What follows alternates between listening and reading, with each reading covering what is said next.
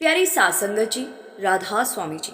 संगत जी, सवाल जवाब कार्यक्रम को लेकर एक बहुत बड़ा अपडेट आया है। सवाल जवाब में कुछ बदलाव किए गए हैं जो हम आपको इस वीडियो में बताने जा रहे हैं। संगत जी, हजूर जी के इस नए फैसले के अनुसार अब बहुत सारी संगत को हजूर जी और बाबा जी के साथ सवाल जवाब करने का अवसर नहीं मिल पाएगा जी। इस संबंध में एक विशेष शर्त लागू कर दी गई है, जिसके चलते ये सुविधा अब सीमित कर दी गई है। जम्मू भंडारे से पहले एक अहम जानकारी भी सामने आई है जी। इस वीडियो के माध्यम से हम आपको वो जानकारी भी देने जा रहे हैं। सबसे पहले बात करते हैं सवाल जवाब को लेकर हुए बदलाव के बारे में जी। संगत जी, ये बड़ा बदलाव फिलहाल जम्मू से शुरू किया गया है और आगे चलकर अन्य सेंटर्स पर भी लागू होगा या नहीं, ये समय ही बताएगा। लेकिन फिलहाल जम्मू में ये रूल लागू कर दिया गया है कि जम्मू के नजवाल सेंटर में होने जा रहे इस हफ्ते के भंडारे में केवल जम्मू कश्मीर और लद्दाख, जो कि केंद्र शासित प्रदेश है, के निवासी ही सवाल जवाब में भाग ले सकेंगे जी। इसके अंतर्गत 14 से 22 वर्ष तक के लड़के लड़कियां और वहीं के बुजुर्ग ही इस प्रक्रिया में शामिल हो पाएंगे। इसका सीधा मतलब है कि यदि आप हिमाचल प्रदेश, पंजाब, हरियाणा, दिल्ली या किसी अन्य राज्य से आ रहे हैं तो आपको सवाल जवाब का अवसर नहीं मिलेगा जी। इसका कारण ये है कि जम्मू की स्थानीय संगत बहुत अधिक है और भंडारा मुख्य रूप से उसी क्षेत्र की संगत के लिए आयोजित किया जाता है। इसीलिए ये निर्णय लिया गया है जी, ताकि स्थानीय संगत को प्राथमिकता मिल सके। ये एक आवश्यक कदम भी माना जा रहा है, क्योंकि बहुत बार ऐसा होता था कि जिस स्टेट में भंडारा होता था वहाँ की स्थानीय संगत को सवाल करने का मौका ही नहीं मिलता था और दूसरे स्टेट से आई संगत की पर्ची निकल आती थी जी। इसीलिए अब हजूर जी ने साफ कर दिया है कि जिस स्टेट में भंडारा होगा केवल वहीं की संगत सवाल जवाब में भाग ले सकेगी जी। फिलहाल जम्मू से ये रूल शुरू होने जा रहे हैं और हो सकता है आने वाले भंडारों में दूसरी स्टेट में भी ऐसा ही रूल लागू हो जाए। जैसे ही कोई अपडेट आएगा आपको इन्फॉर्म कर दिया जाएगा जी। संगत जी, अब हम आपको जम्मू यात्रा से जुड़ी महत्वपूर्ण जानकारी देते हैं जी। यदि आप हिमाचल या तलवाड़ा की ओर से आ रहे हैं तो तलवाड़ा सेंटर में संगत की सेवा की व्यवस्था की गई है जी। वहाँ सेंटर में खाने पीने का पूरा प्रबंध है, जहाँ आपको लंगर मिलेगा। चाहे आप व्यक्तिगत रूप से आ रहे हो या समूह में, आप वहाँ रुककर नाश्ता और चाय पानी कर सकते हो जी। इस सेवा की जिम्मेदारी होशियारपुर क्षेत्र के सेवादारों की है। फिर इसके बाद यदि आप जालंधर से मुकेरिया होते हुए आ रहे हैं तो मुकेरिया में भी लंगर की व्यवस्था है जी। ये क्षेत्र भी होशियारपुर के अंतर्गत आता है। आगे सुजानपुर, जो कि गुरदासपुर जिले में आता है, वहां पर भी लंगर की व्यवस्था की गई है जी। लखनपुर, जो कठुआ जिले में स्थित है, वहां भी लंगर, चाय, नाश्ता उपलब्ध है जी। तारागढ़ सेंटर, जो गुरदासपुर क्षेत्र में आता है, वहां भी लंगर की व्यवस्था है जी। यदि आप अमृतसर की ओर से आ रहे हैं तो सुजानपुर और तारागढ़ में रुककर भोजन और विश्राम कर सकते हो जी और फिर आगे के लिए बढ़ सकते हैं जी। चाहे आप अकेले आ रहे हो या किसी जत्थे के साथ आ रहे हो, आपको रास्ते में किसी भी प्रकार की परेशानी ना हो, इसका पूरा ध्यान रखा गया है जी। संगत जी, इन सभी सेंटर्स पर आप आराम से लंगर ग्रहण कर सकते हो जी और अपनी यात्रा जारी रख सकते हो जी। अब जम्मू भंडारे से जुड़ी कुछ जरूरी बातें। जम्मू भंडारा आगामी शनिवार और रविवार 2 दिन का रहेगा और समय दोनों दिन सुबह 9:30 बजे का है। शनिवार को सवाल जवाब के बाद हजूर जी ओपन कार में दर्शन देंगे और रविवार को हजूर जी सत्संग फरमाएंगे जी। संगत जी, अभी तक की जानकारी के अनुसार बाबा जी जम्मू में दर्शन नहीं देंगे, लेकिन उस समय बाबा जी की क्या मौज होगी ये तो बाबा जी ही जानते हैं। आप सभी से निवेदन है कि समय का पालन करें और पूरे श्रद्धा भाव से इस अवसर का लाभ उठाइए। संगत जी, अब जम्मू के बाद अगले 2 हफ्ते तक कहीं पर भी कोई भंडारा नहीं होगा। फिर इस महीने के आखिरी हफ्ते में ब्यास में एक भंडारा होने जा रहा है। जो संगत जम्मू नहीं भी जा पाएंगी वो ब्यास जाकर सदगुरु के दर्शन का लाभ ले सकती है जी।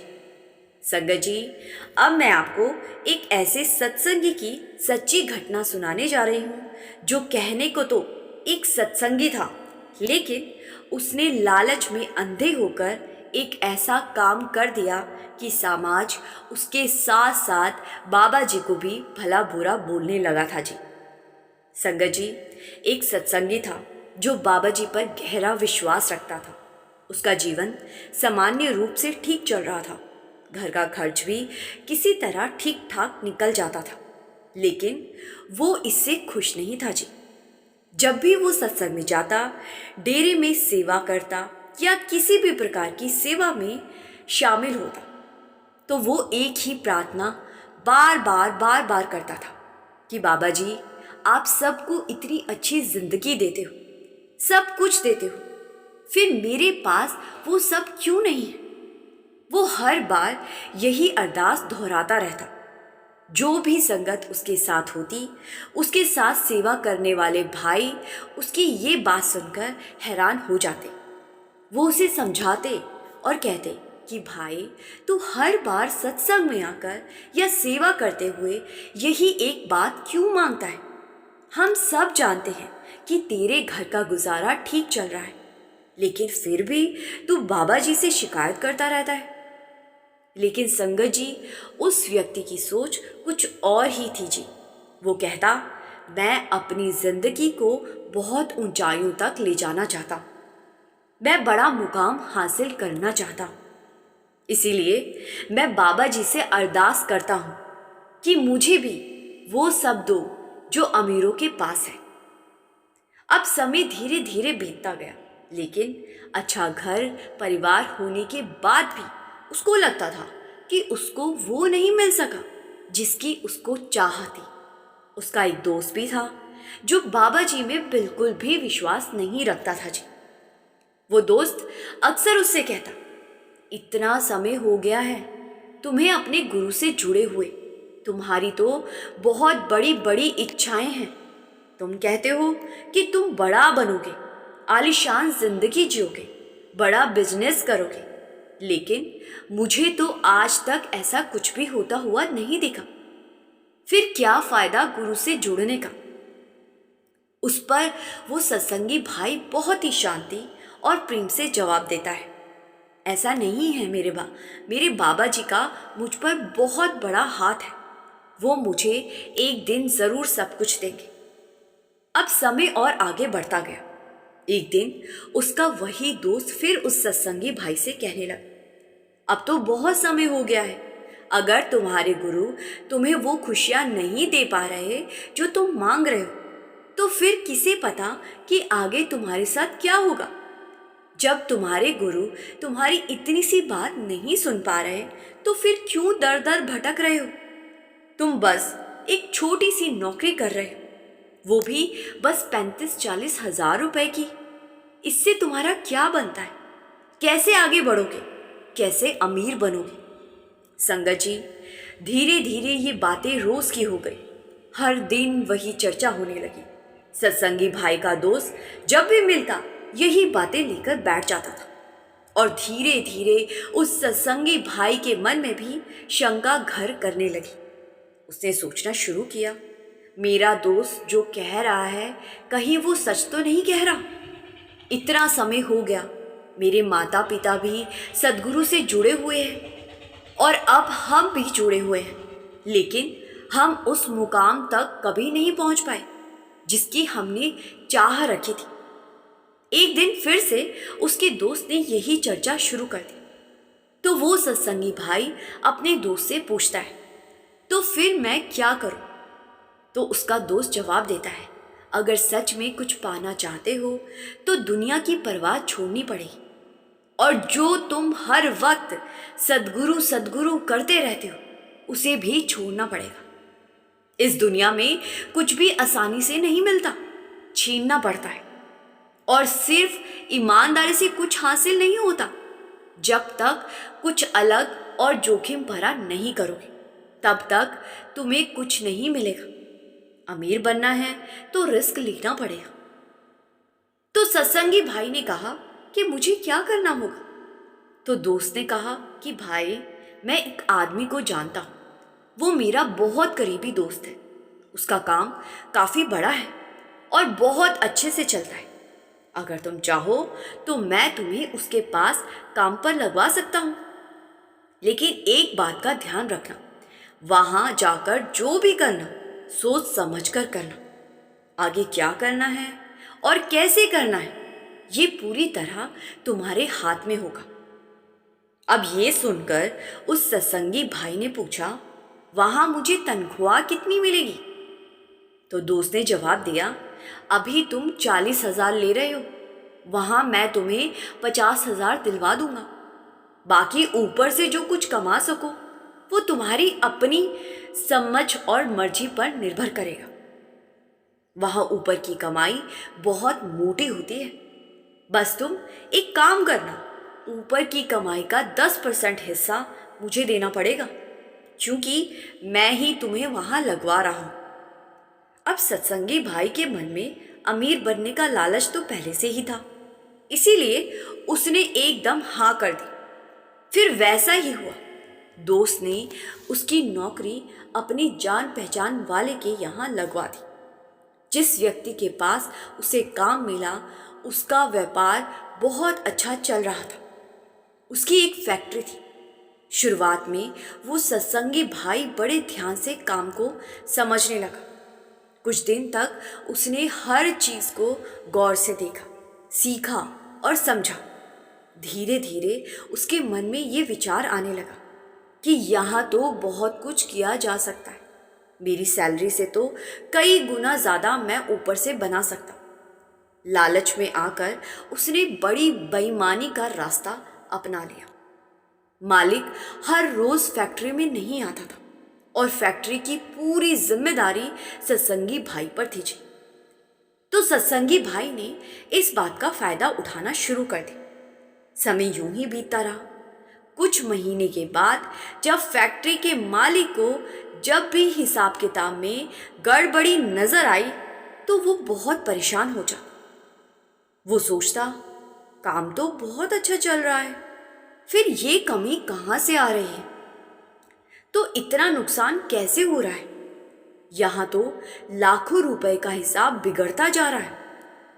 अब जब वो अपने कर्मचारियों से पूछता तो सभी यही कहते कि उन्हें इस बारे में कुछ भी नहीं पता।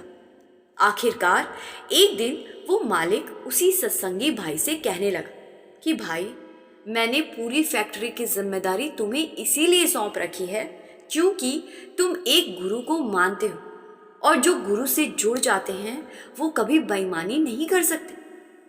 अब तुम मुझे जवाब दो कि मेरे लाखों रुपए कहाँ गए?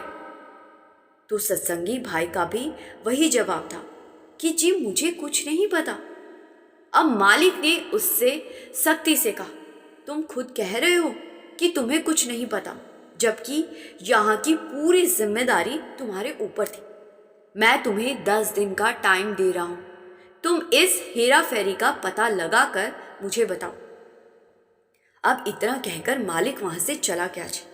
लेकिन सत्संगी भाई के ऊपर लालच इतना हावी हो चुका था कि अगले 10 दिनों में उसने और ज़्यादा हेरा फेरी करनी शुरू कर दी, क्योंकि वो अब जान चुका था कि मालिक उसको नौकरी से निकाल देगा। इसीलिए ज़्यादा से ज़्यादा ऊपर का पैसा यहाँ से बना लो तो उतना मेरे लिए अच्छा रहेगा। अब 10 दिन के बाद मालिक को पता लगा कि हेरा फेरी कम होने की बजाय और बढ़ गई है।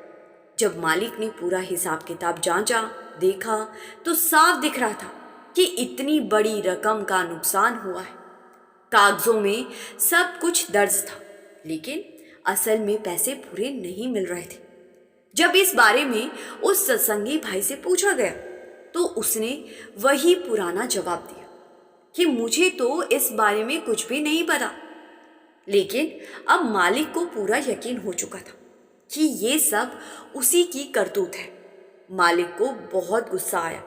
उसने कहा, तुम्हें यहाँ काम करते हुए 1 साल हो चुका है और मैं ये भी जानता हूँ कि इतनी बड़ी हेरा फेरी मेरी फैक्ट्री का कोई भी कर्मचारी नहीं कर सकता।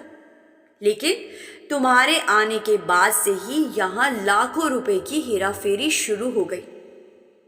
संगत जी, वो सत्संगी भाई अपनी गलती मानने को तैयार ही नहीं था। मालिक ने कहा, ठीक है, पहले मैं तुम्हें तुम्हारे घर लेकर चलता, उसके बाद जो फैसला होगा वो मैं खुद करूँगा। अब मालिक उसे उसके घर ले गया। वहाँ जाकर जब उसने पूरी बात परिवार के सामने रखी तो घर वालों के होश उड़ गए जी। वो बेहद दुखी हो गए और उन्हें गहरी शर्मिंदगी महसूस हुई। उन्होंने सोचा, हम तो इतने बड़े गुरु को मानने वाले लोग हैं और आज हमारे बेटे ने ऐसा काम किया है। उस भाई की पत्नी और माँ ने फैक्ट्री के मालिक से कहा कि बेटा, ये हर रोज़ कभी 5,000 तो कभी 10,000 रुपए लेकर घर आता था और हमें बोलता था कि मेरे काम से खुश होकर मालिक ने इनाम दिया है। लेकिन हम ये नहीं जानते थे कि ये पैसा चोरी का है। उसकी पत्नी, जो खुद भी सद्गुरु में बहुत आस्था रखती थी, उसे बहुत ही गुस्सा और दुख हुआ। मालिक ने साफ शब्दों में कहा, अब तो मैं इसे जेल भिजवाऊंगा। इसने मेरा लाखों का नुकसान किया है। ये सुनकर परिवार वाले हाथ जोड़कर कहने लगे कि हम आपसे माफ़ी मांगते हैं, इसे माफ़ कर दीजिए। लेकिन मालिक ने सख्ती से कहा, माफ़ी ऐसे नहीं मिलेगी। अब सिर्फ 2 ही रास्ते हैं, या तो आप मुझे मेरे पैसे लौटा दीजिए या फिर ये जेल जाने के लिए तैयार रहे। अब सत्संगी भाई की माँ ने कहा कि बेटा, तुम्हारे सारे पैसे इसके कमरे में बनी अलमारी में रखे हुए हैं। हम अगर ये जानते कि ये चोरी के पैसे हैं तो हम इन पैसों को एक दिन भी अपने घर में नहीं रखते। हम अपने बेटे की इस करतूत से बहुत शर्मिंदा है।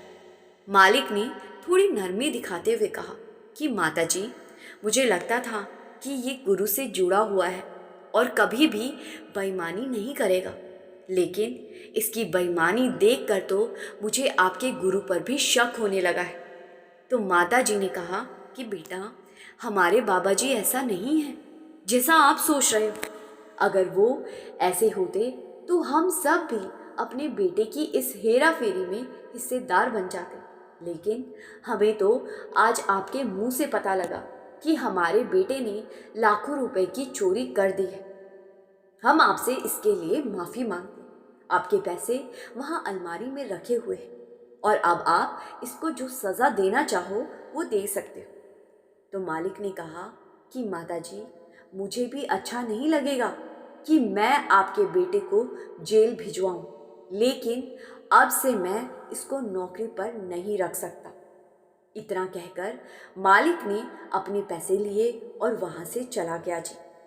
और ये बात आग की तरह बाजार में फैल गई कि सत्संगी भाई ने चोरी की है और फिर किसी ने भी सत्संगी भाई को नौकरी नहीं दी जी। अच्छी भली 40,000 की नौकरी का शुक्र करने की बजाय सत्संगी भाई बाबा जी से शिकायत करता था और लालच में पड़कर अपने दोस्त की बातों में आ गया और उन रास्तों पर चल पड़ा जिन रास्तों पर बाबा जी संगत को चलने से बार बार मना करते हैं जी। शुक्र करता तो शायद 40 की 80,000 सैलरी हो जाती, लेकिन शिकायत कर करके 40 भी हाथ से गवा कर बैठ गया जी और समाज में बदनामी ली वो अलग। संगत जी, जब हम सत्संगी लोग कोई ऐसा काम करते हैं तो हमारे ऊपर उतनी उंगली शायद ना भी उठे, लेकिन हमारे सद्गुरु पर समाज को उंगली उठाने का मौका मिल जाता है जी। इसीलिए कभी भी ऐसा काम नहीं करना चाहिए जी कि कोई हमारे बाबा जी को गलत बोल सके। संगत जी, अब मैं आपको एक और घटना सुनाने जा रही हूँ। ये घटना हजूर महाराज जी के समय की बताई जाती है जी। एक लड़का था, उसे हजूर जी पर अटूट विश्वास था जी। वो काम के कारण शहर में रहता था, जबकि उसके माता पिता गांव में रहते थे। वो जिस तरह की नौकरी करता था, उस नौकरी में उसको अक्सर एक शहर से दूसरे शहर जाना पड़ता था। एक बार उसे किसी ज़रूरी काम से शहर से निकलकर दूसरे शहर जा रहा था। जिस रास्ते से उसे जाना था, वो घने जंगल से होकर गुजरता था। उस समय आज जैसे हाईवे नहीं हुआ करते थे जी। उस दिन घर से निकलने से पहले उसने हजूर जी के आगे अरदास की और फिर यात्रा पर निकल पड़ा जी। अब जैसे ही वो रास्ते में आगे बढ़ा, उसने देखा कि कुछ लोग खड़े हुए हैं। पहले तो उसने सोचा कि शायद सामान्य लोग होंगे, इसीलिए बिना डरे वो आगे बढ़ता गया। लेकिन जैसे ही वो थोड़ा और पास पहुंचा, उसने देखा कि वे लोग डाकू हैं और उनके हाथों में बंदूकें हैं। अब ये देखकर वो वहीं रुक गया। तभी डाकू ने उसकी ओर बंदूक तान दी और उसके पास जो भी पैसे और सामान था, सब कुछ उससे छीन लिया। वो लड़का स्वभाव से निडर था, ज़्यादा डरने वाला नहीं था। सब कुछ लुट जाने के बाद भी वो मन ही मन हजूर जी से प्रार्थना करने लगा, अब आप ही मेरी रक्षा कर सकते हो। मुझे नहीं पता ये लोग कौन हैं और मेरे साथ क्या करेंगे। फिर इसके बाद डाकू बंदूक की नोक पर उसको जंगल के अंदर ले गए। तो लड़के ने कहा कि आपने मेरा सब कुछ ले लिया है, अब मुझे यहाँ क्यों लेकर आए हो? कृपया मुझे जाने दो। डाकुओं ने सख्ती से जवाब दिया, अगर हमने तुझे छोड़ दिया तो हमारी जान खतरे में पड़ जाएगी। तुझे हम ऐसे कैसे जाने दें? पहले ये बता कि तू करता क्या है। अब लड़का सोच में पड़ गया जी। उसने मन ही मन सोचा कि अगर उसने सच बता दिया कि वो एक अच्छी नौकरी करता है, तो ये लोग उसे बिल्कुल नहीं छोड़ेंगे, बल्कि घर से और पैसे मंगवाने की कोशिश करेंगे और मुझे मार देंगे। इसीलिए उसने झूठ बोलने का फैसला किया। उसने कहा कि मैं एक सेठ के यहाँ छोटा सा काम करता हूँ। उन्होंने मुझे कुछ पैसे दिए थे जो मुझे आगे गांव में पहुंचाने थे। अब डाकुओं ने शक भरी नजरों से पूछा, अगर तू साहूकार के यहाँ काम करता है तो तेरे पास ये सोने की अंगूठी कहाँ से आई? अब लड़के ने तुरंत जवाब दिया, ये असली सोना नहीं है, ये तो पीतल है, और जो मेरे पास पैसे थे वो सेठ के पैसे थे जो मुझे आगे देने थे। लेकिन अब तो आपने सब कुछ ले लिया है। अब तो साहूकार भी मुझे डांटेगा। कृपया मुझे छोड़ दीजिए। लेकिन डाकुओं ने उसकी बात नहीं मानी। वो कहने लगे, हम तुझे ऐसे नहीं छोड़ सकते, तुझे तो मरना ही होगा। अब ये सुनकर वो लड़का भीतर ही भीतर हजूर महाराज जी से प्रार्थना करने लगा जी। वो अभी अपने मन में अरदास कर ही रहा था कि डाकुओं ने उसकी छाती पर बंदूक रख दी। फिर उनमें से एक कहने लगा, अपने गुरु को याद कर ले, अब तेरी मौत तय है। अब ये सुनकर उसके मन में भी ये बात बैठ गई कि अब शायद वो बच नहीं पाएगा। लेकिन फिर भी उसने हिम्मत जुटाकर उनसे कहा कि अगर मुझे मरना ही है तो मुझे जंगल में मत छोड़ना, मुझे सड़क के पास छोड़ दो, ताकि कोई पहचान कर मेरे घर तक मुझे पहुंचा सके। तो डाकुओं ने झुचला कर कहा, ज़्यादा बातें मत कर, अपने गुरु को याद कर और जो कहना है कह ले, अब तेरा आखिरी समय आ गया है। अब ये सुनकर उस भाई ने आंखें बंद कर ली और महाराज जी को याद करने लगा, और कुछ ही देर में उसने अपनी आंखें खोल ली। उसी समय डाकू ने ट्रिगर दबाया, लेकिन गोली चली ही नहीं। तभी वहां एक तेज आवाज सुनाई दी और चारों ओर अद्भुत प्रकाश फैल गया। डाकू ने दोबारा कोशिश की, लेकिन गोली फिर भी नहीं चली। फिर वो प्रकाश इतना तेज था कि वो उसे सहन नहीं कर पाए और घबरा कर वहां से भाग खड़े हो। ये सब देखकर वो भाई हैरान रह गया। उसने सोचा, इन्होंने गोली चलाई लेकिन चली ही नहीं, ये सब क्या हुआ? ये लोग अचानक भाग क्यों गए? फिर उसके मन में आया, ये ज़रूर मेरे गुरु की कृपा है, कोई चमत्कार हुआ है। अब वो लगातार अपने गुरु को याद करता हुआ धीरे धीरे रास्ता ढूंढते हुए सड़क तक पहुंच गया जी। वहां पहुंचकर उसने देखा कि उसका साइकिल जिससे वो आया था डाकुओं ने पास की खाई में फेंक दिया था। अब उसके पास कुछ भी नहीं बचा था। वो सोचने लगा, मेरा तो सब कुछ चला गया, अब मैं क्या करूं? अब उसी समय वहां से एक बैलगाड़ी गुजर रही थी। उसने उससे मदद ली और उस पर बैठकर वापस अपने शहर लौट आए, क्योंकि जिस जगह उसे जाना था वहां अब जाने का कोई साधन और ना ही कोई कारण बचा था। इसीलिए वो सीधे अपने शहर ही लौट गया। अपने घर आकर वो वहीं सब कुछ सोचने लगा कि कैसे वो डाकुओं के चंगुल में फंस गया। और फिर अगले ही दिन वो अपने गांव अपनी माँ के पास पहुंच गया। अब जैसे ही वो घर पहुंचा, उसने देखा कि उसकी माँ पहले से ही घर के बाहर बैठी हुई थी। माँ ने जैसे ही अपने बेटे को देखा, वो तुरंत दौड़ती हुई आई और उसे जोर से गले लगा लिया। माँ की इस हालत को देखकर वो लड़का खुद भी हैरान रह गया। उसे समझ ही नहीं आया कि आखिर माँ को क्या हो गया। माँ बार बार कहने लगी कि बेटा, तू ठीक तो है ना? तुझे कुछ हुआ तो नहीं? कहीं चोट तो नहीं लगी? अब ये सुनकर वो लड़का भावुक हो गया और माँ से लिपटकर रोने लगा। उसके मन में ये सवाल उठने लगा कि मैंने तो किसी को कुछ बताया ही नहीं, ना ही कोई खबर दी, फिर माँ को ये सब कैसे पता चल गया? तो उसने माँ से पूछा कि माँ, तू ऐसा क्यों कह रही है कि मुझे चोट तो नहीं लगी? तो माँ ने कहा कि बेटा, सुबह करीब 7-8 बजे का समय था। मैं रोज की तरह भजन सिमरन में बैठी हुई थी कि उसी दौरान मुझे साफ साफ दिखाई दिया कि तू एक जंगल के रास्ते जा रहा है। मैंने देखा कि कुछ लोगों ने तुझे घेर लिया है, तेरा सब कुछ छीन लिया है और तू हजूर जी को अरदास कर रहा है। तभी हजूर महाराज जी मेरे सामने आए और मुझे समझाने लगे कि बेटा, तू क्यों रो रही है? जिस बेटे के लिए तू चिंतित है उसकी उम्र अभी बहुत लंबी है, उससे तो मैंने अभी बहुत साल सेवा लेनी है। तू चिंता ना कर, डाकू उसका बाल भी बांका नहीं कर पाएंगे।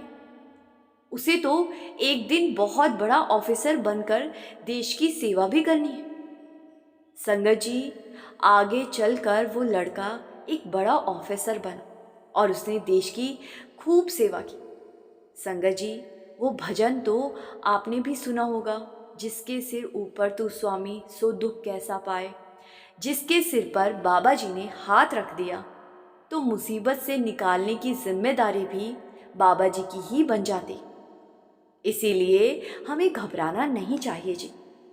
संगत जी, आपसे मेरी एक ही विनती है कि कमेंट में एक प्यार भरा राधा स्वामी जरूर लिखिए जी, और संगत के अपने इस चैनल रूहानी सफ़र को सब्सक्राइब कर इस चैनल का एक हिस्सा ज़रूर बनिए जी। गुरु प्यारी सात संगत जी, राधा स्वामी जी।